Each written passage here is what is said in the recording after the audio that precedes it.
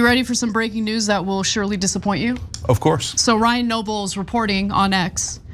Representative AOC tells us she spoke with President Biden over the weekend and it's time to end the speculation over his future. Quote, Joe Biden is our nominee. He is not leaving this race. He is in this race and I support him. Oh. There's more.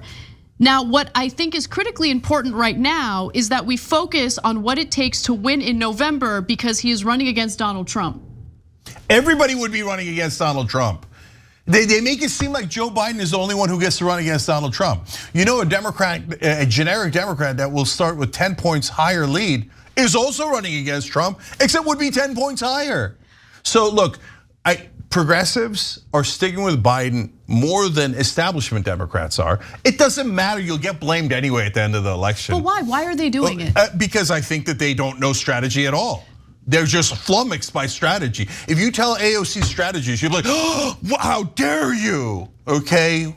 So I look, she doesn't, first of all, she should have never given him the endorsement in the first place. She should have used it as leverage to get something, anything. How about something as simple as paid family leave that polls at 84%? At least have him pressure Schumer to introduce it in the Senate. These are layups, but they hate using their leverage. And I'm sorry, I love Bernie, but it starts with Bernie. He never ever uses his leverage, right? Instead, oh, here, have it. And then what happens? You think that helps? The minute they get a chance, they're gonna bury you anyway. If you're not sure, call Jamal Bowman and see how it turned out for him. So this is a terrible strategy of stick with Biden to the end. And then the progressives look like they're the ones that are holding on to an incompetent guy who's gonna lose to Donald Trump. Why would you do that? The establishment Democrats are the losers who don't know how to govern this party.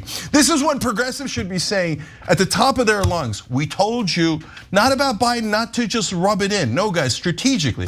We told you when they picked the establishment leader in 2016, Hillary Clinton, and they pretended they knew what they were doing, that they didn't know anything. And they lost to a buffoon named Donald Trump. And we told you that Joe Biden was not the right guy in 2024, and we were right again. But instead of being right, instead of taking the victory, she's finding a way to snatch defeat from the jaws of victory. I don't understand how anyone can just ignore what the data is telling us about Biden's chances of beating Donald Trump. It's like they're just ignoring all of that. No, anyone, this is a stone cold fact.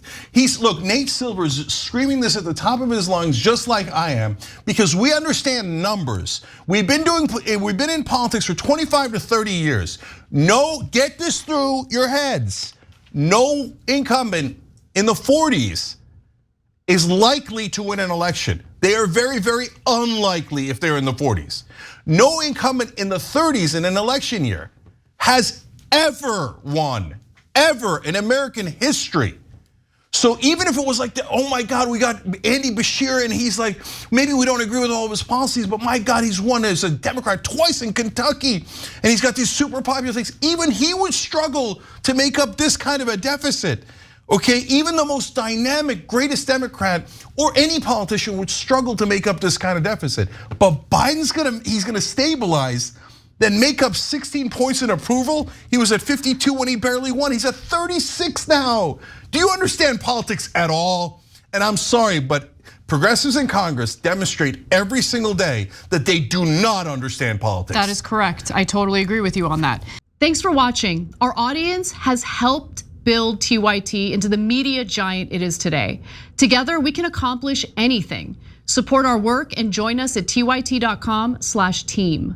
Now, AOC aside, earlier in the show, we were talking about Hakeem Jeffries, how he was basically keeping his powder dry until he kind of felt the temperature in the room to figure out where most elected Democrats stand on the issue of Biden potentially stepping down from this race. Well, he has now come out with a statement and he's sharing what he thinks about Biden remaining in the race. Let's watch. You support Joe Biden staying as your Democratic nominee? Yes, I made clear the day after the debate publicly that I support President Joe Biden and the Democratic ticket. My position has not changed. So it seems like, for the most part, the Democratic Party is listening to Biden. I mean, he put out this letter Totally pathetic. He put out this letter basically telling elected lawmakers who are telling him to step down that they need to shut up and fall in line.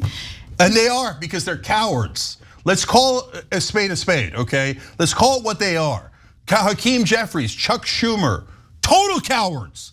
Like, oh, what does the leader say? We bow to you. 36%, you don't mind losing to Trump. Every person right now that's saying Biden should be the nominee is saying, I don't care about losing to Trump at all. Look, Biden said another lie in one of these interviews. He said, oh, people doubted me in 2020. That's not remotely true. Okay, right, and oh, I was losing in 20. No, you weren't. And so even CNN did an analysis of it and showed it, because it's not complicated. Anybody could look it up. That's what I've been screaming for a year now. You could look up any of these numbers. So at this point in the race in 2020, at this exact time, Biden was up by 9 points.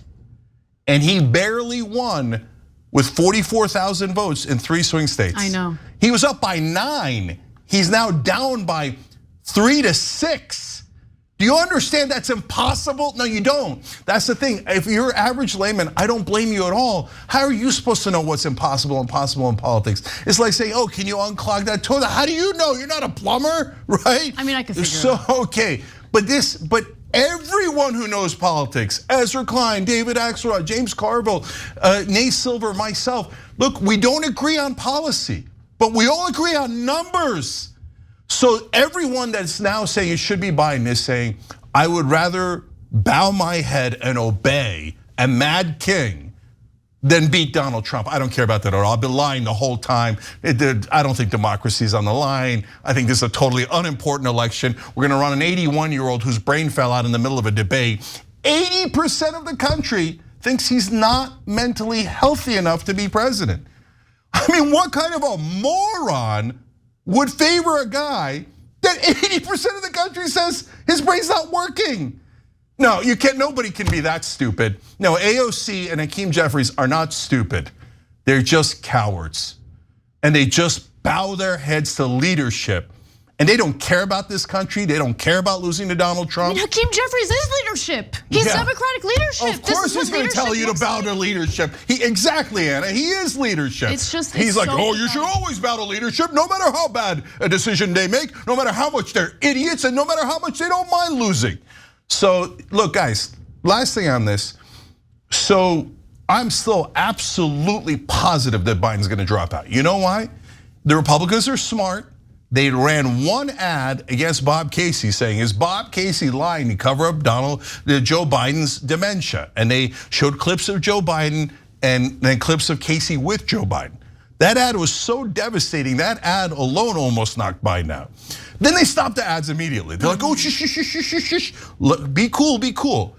If Joe Biden is the actual nominee and he gets past the convention, they're gonna obliterate the Democratic Party with those ads. They're gonna put Biden with every single member of Congress, including AOC and Hakeem Jeffries. They're gonna put him with every senator. They're gonna say, when did they know? And who knew and when did they know it? And what have they done about it? Have they lied to you? Because Joe Biden's definitely lying to you. 8 out of 10 Americans already think Joe Biden's lying to them. So now when you go and bear hug Joe Biden, you go, oh, I'm with the liar. And then your main point in this election is that Donald Trump is the liar, which was a terrific point until you started doing this spectacular, gigantic lie in the middle of the campaign. And now 80% of Americans don't believe a goddamn word you say. Yeah, that's also part of this conversation that I don't think is emphasized enough. The way voters feel about being lied to, about Biden's mental state, about his ability to run and beat Donald Trump. The thing that keeps coming up is how betrayed voters feel, and to have, honestly, a progressive of all people come in and run interference for Biden is so incredibly disappointing. And by the way, this comes on the same day that the New York Times put out a report regarding a Parkinson's expert that visited Joe Biden 8 separate times within 8 months. Yeah, we'll get to that in a second. But last thing here, I'm extra disappointed because number one, I desperately want to beat Donald Trump. He did a coup attempt. We cannot have him get back in office. And I thought at least Democrats wanted to win for their own power. But it turns out Democrats don't mind losing at all. Okay, so that's the normal disappointment that all Democrats have, no matter where you are on the political spectrum. But I have the double disappointment of and when I say we, Young Turks audience gave $2.5 million to Justice Democrats in that first cycle. You guys are American heroes. You brought us hope out of no hope. And it wasn't just Young Turks audience, so many other people tried to help, and they did help towards that miraculous victory that AOC had. And now to turn around and instead of fighting the establishment, which was the whole point of Justice Democrats, which was the whole point of running against Joe Crowley, who was the number 4 Democrat in the House. Instead of fighting the establishment, now you've become a cog in the machine of the establishment, Bingo. helping them tell preposterous lies in order to hold on to power. That is super disappointing. Thanks for watching the Young Turks, really appreciate it. Another way to show support is through YouTube memberships. You'll get to interact with us more. There's live chat emojis, badges. You've got emojis of me, Anna, John, JR. So those are super fun. But you also get playback of our exclusive member-only shows and specials right after they air. So all of that, all you gotta do is click that join button right underneath the video. Thank you.